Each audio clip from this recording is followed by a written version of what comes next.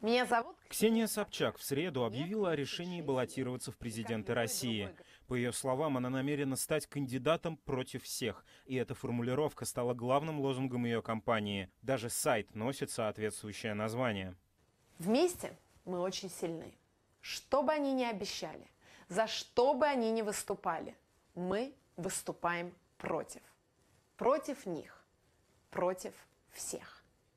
Ксения Собчак, кандидат против всех. В программе будущего кандидата в президенты, среди прочего, отмена резонансного пакета Яровой и дискриминационных законов, ослабление налогов на бизнес, лишение властей инструментов пропаганды. Ксения Собчак – российская журналистка, телеведущая и общественный деятель. Долгие годы находится в открытой оппозиции к действующей власти. Она участвовала в масштабных протестных митингах, захлестнувших страну в начале 2010-х. Однако о ее политических амбициях ничего не было известно до сентября этого года, когда в газете «Ведомости» появилась статья о том, что Кремль ищет, цитата, «спарринг-партнера Владимиру Путину». Сама Собчак вслухе в прессе не подтверждала, но и не опровергала.